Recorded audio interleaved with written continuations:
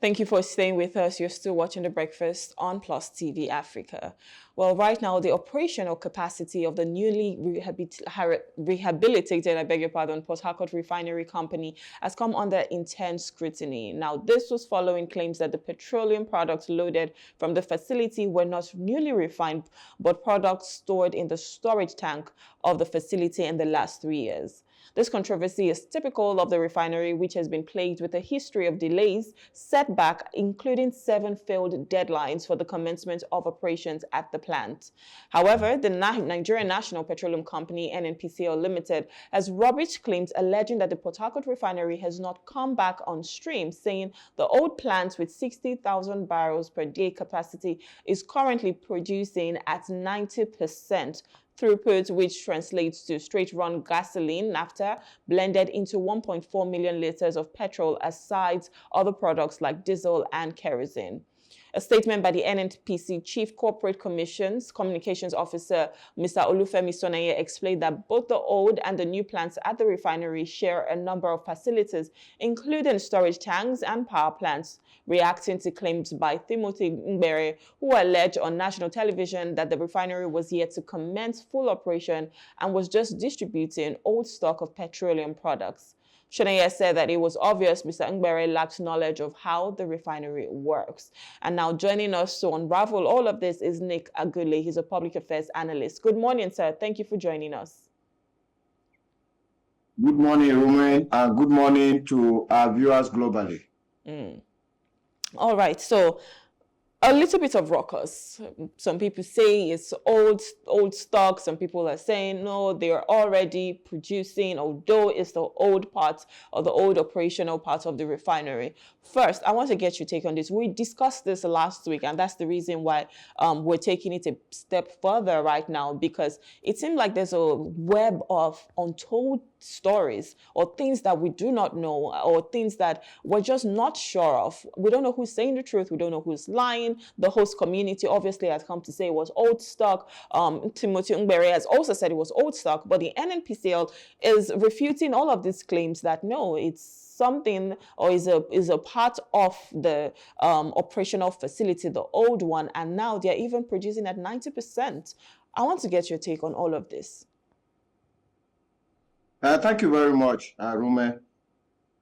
For the benefit of our viewers, I want to say that the NNPCL, that is the Nigerian National Petroleum Company Limited, the former NNPC, which is the Nigerian National Petroleum Corporation, is to take the full blame for what is happening here.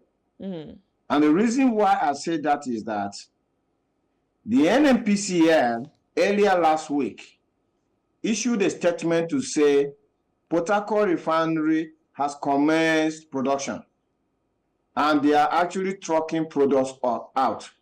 Full stop. They didn't give anything more than that. And they went ahead to thank the president and, patted themselves on the back for a job well done. And then information started filtering out that it is actually blending that they are doing at the refinery. And blending means take one product, mix it with another product, and then form something. Just like for you to produce a bar, you need to bring boiled water and gari and blend it. Then it becomes a bar. So news started coming out that is what they are doing. They are just blending. And the NNPCL now had to issue another statement to say that, yes, indeed, we were blending. But we are blending with naphtha and C5 that we are getting from Indorama, which is the former LMA Petrochemicals complex.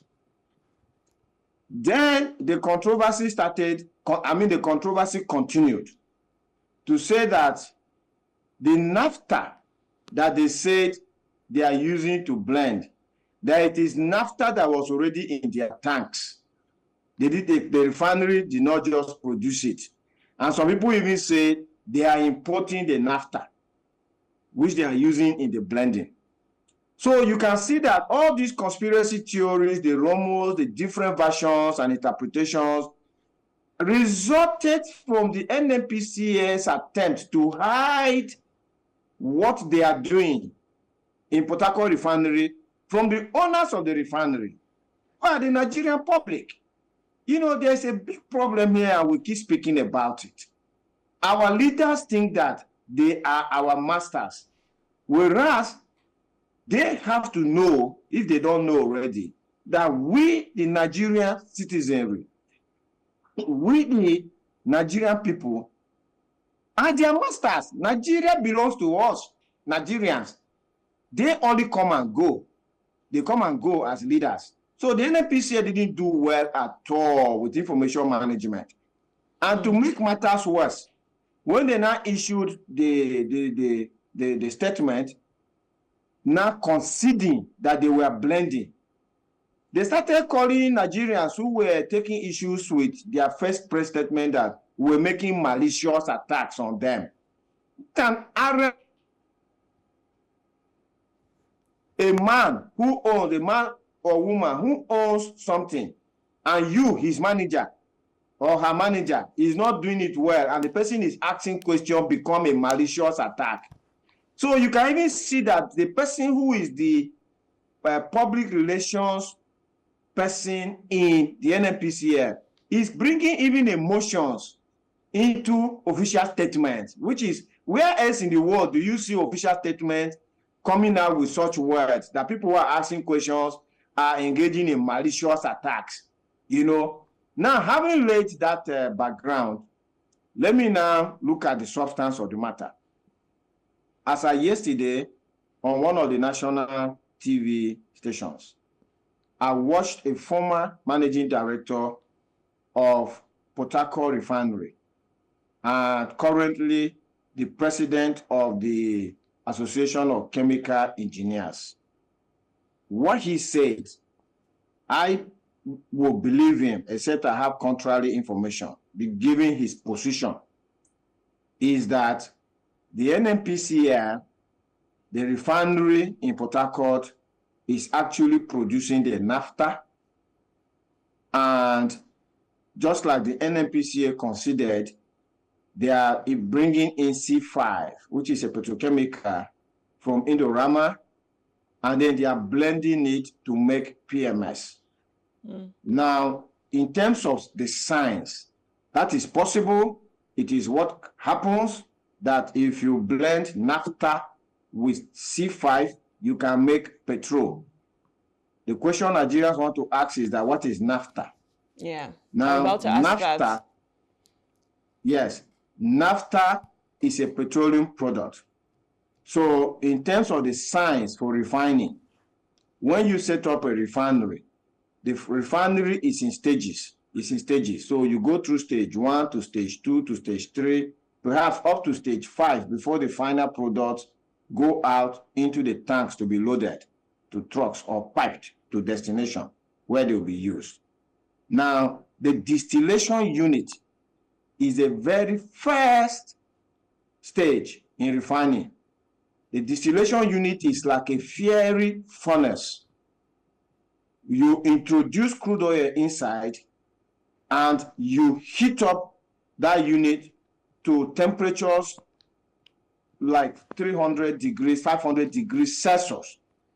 And that boiled crude oil is the one that begins to generate the different petroleum So that's what products. they're doing now. So it's not even like a new, you know, a newly refined product that we can boast and say, oh, the Port Harcourt refinery has started operations.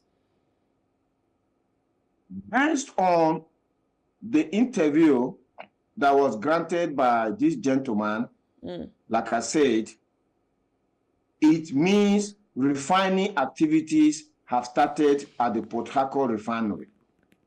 But I want to make a distinction here for Nigerians. The first point of refining is distillation, where naphtha, light naphtha, or straight run gasoline, as other people call it, is produced. Now, that naphtha needs to go through some subsequent stages of refining becomes petrol.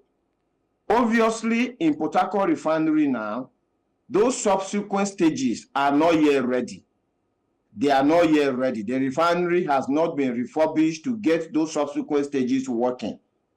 So what the NNPCL is simply doing is that immediately they get naphtha out from the distillation process, they are now blending it with C5 to make petrol. Instead of putting that naphtha through the subsequent stages, those subsequent stages are not there. So this is what is happening in Port Harcourt Refinery, if I go by the words of the chairman or president of the Association of Chemical Engineers in Nigeria. Okay, sir. So this is different from... Yeah. Okay, so on the Punch this morning, there was a story here that says Port Harcourt Refinery low-key operations begins. Marketers oppose 1,030 naira per liter. So if they're saying that there is a low-key operations, could it be that maybe Timothy does not really know what they're doing? Because according to Mr. Shoneye, he's like, Timothy definitely lacks the knowledge of how the refinery works. That the storage for both, the newly rehabilitated one and the old one is in the same place. So, of course, maybe they've already started operations. Yes, so this interview that has gone viral, I was actually on the panel as well. This was on one of the major TV networks. We were two on the panel. It's just that there were technical difficulties. Technical difficulties in connecting me. I was in Makodi, so I was on the panel. I heard what Mr. Timothy said. From my analysis of emerging information or new information that has become available, I think that he is analyzing the situation from an external viewpoint, right?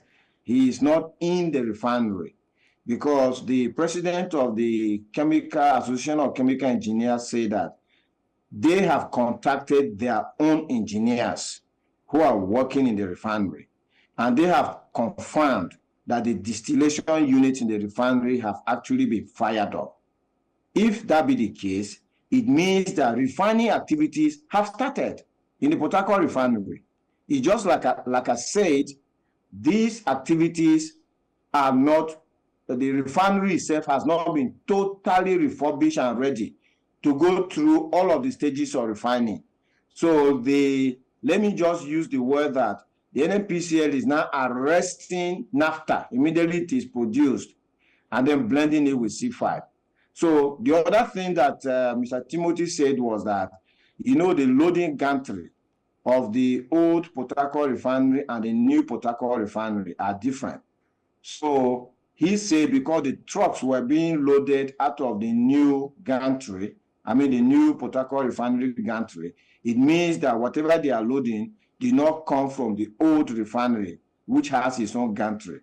But the NNPCL have explained that to say that given the refurbishment work that they have done at the refinery, the gantries have now been unified. That means whether products are coming from the old refinery or the new refinery, they are all going through to the new gantry where they'll be loaded to trucks. Perhaps that is the information that Mr. Timothy may not have had. But if I put Mr. Timothy's words on one side, which I cannot dispute since I'm not there, and put the words of the chairman or president of the Chemical Engineers Association of Nigeria on the other side, I would tend to believe the professional body's position more than Mr. Timothy's individual position. So I think the Port Harcourt Refinery has started refining activity, but not all of the refining processes are happening at the refinery. Okay, so if we move over to, obviously, Dangote Refinery, Dangote coming, and a lot of people expected that, the price of petrol would significantly reduce. I think it's at that time it was still about 560-something naira, but of course now we've already seen petrol over 1,000 naira, and now even with a new Port Harcourt Refinery, with what we're seeing on the Punch, marketers are saying it's about 1,030 naira. So are we going to, at any point, see petrol come down significantly to the point whereby Nigerians can afford it. Because even on this show, you've said it yourself that if we look at our minimum wage, what we get, it doesn't even equate to how much petrol should be, especially if we're looking at other countries as well. And now with 70,000 naira, you're not even going to get up to 70 liters of petrol. So how is this going to work? At what point do we, get to where we can afford this product just by our own minimum wage standard? It's a tragedy. I have to concede that minimum wage in Nigeria cannot fill a tank of petrol in a car, in an average car. We're not even talking about an SUV. I don't think there's any country in the world that is in this kind of position. I mean, except for failed countries like Somalia, Afghanistan, and all of that. I don't think there's any country in the world where minimum wage will not be able to fill a tank of petrol. So there are two things here, two things.